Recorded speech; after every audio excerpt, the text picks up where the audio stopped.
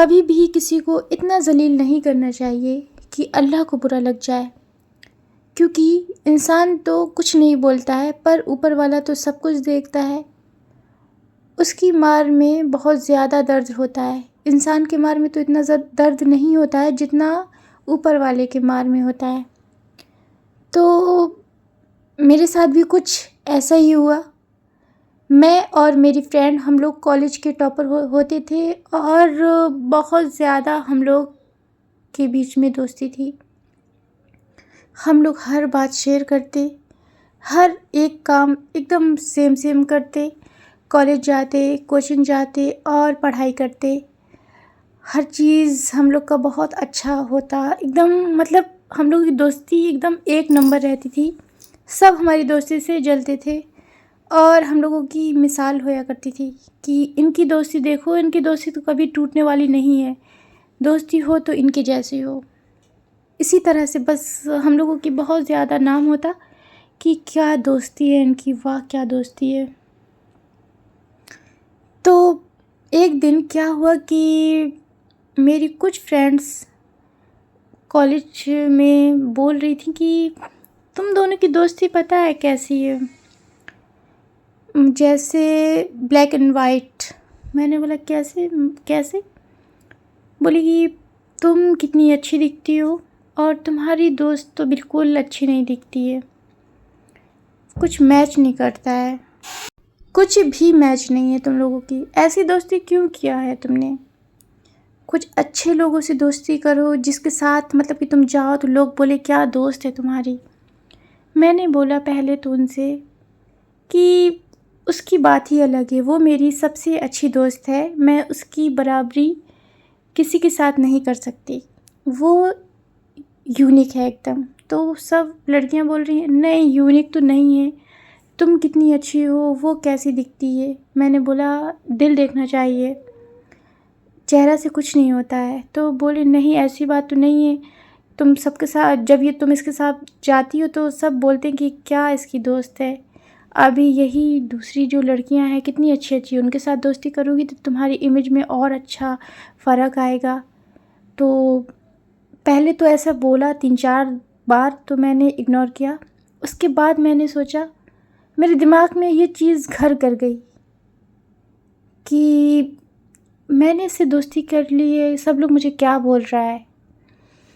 तो पहले तो मैंने सोचना शुरू ही किया था कि फिर लड़कियों को पता चला कि मेरे दिमाग में कुछ चल रहा है इस मैटर में, तो उन्होंने और मेरा ब्रेन वॉश किया और बोला कि अरे सच सच बात है, तुम्हारी इमेज में बहुत ज़्यादा फ़र्क पड़ रहा है, तुम कहाँ ये कहाँ सूट नहीं कर रहा है, तुम उनसे दोस्ती करो, वो लड़कियां कितनी अच्छी दिखती हैं, बहुत अच्छा फ़र्क पड़ेगा पूरा। अभी तो तुम टॉपर हो, इनके साथ रह के तुम्हारी और अच्छी इमेज बन जाएगी, पता है ग्रुप तुम्हारा एकदम अलग रखेगा। बोला कि नहीं मैं ऐसे दोस्ती नहीं तोड़ सकती, ये वो बोलकर मैं आ गई। और दूसरे दिन मैंने पूरी रात इसी बात को सोचा कि बात तो सही है, अगर मैं ये लड़की को छोड़कर अपनी दूसरी फ्रेंड से बात करूँगी तो मेरा इमेज में बहुत अच्छी फ़र्क पड़ेगा, क्योंकि मैं पढ़ाई में तो अच्छी ही हूँ और मेरी अच्छी अच्छी फ्रेंड्स हो जाएंगी, तो फिर तो मेरा बहुत अच्छा, सब लोग मुझे बहुत अच्छे से बोलेंगे कि क्या इसका ग्रुप है ये वो।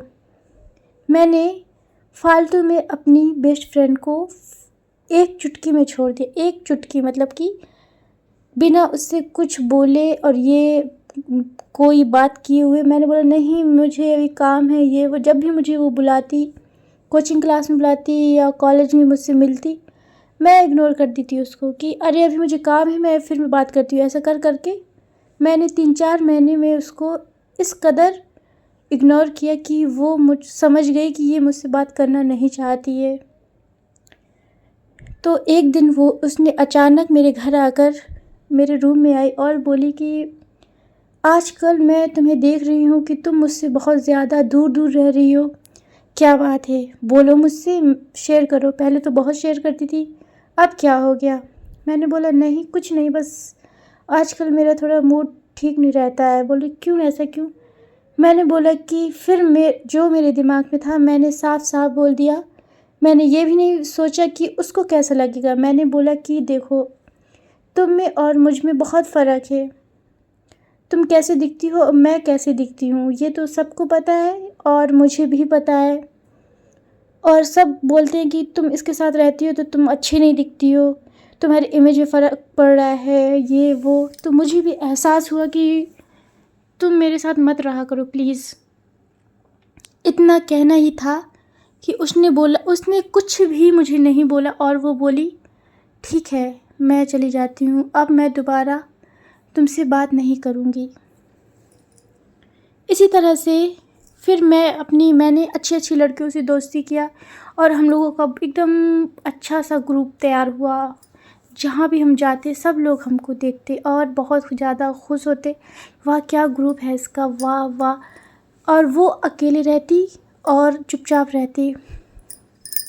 इसी तरह एग्ज़ाम हुए और फिर फाइनल रिज़ल्ट आया। उसमें मैंने क्या देखा कि मेरे मार्क्स एकदम कम आए हैं और मेरी फ्रेंड के मार्क्स बहुत ज़्यादा आए हैं जिसको मैंने छोड़ दिया था।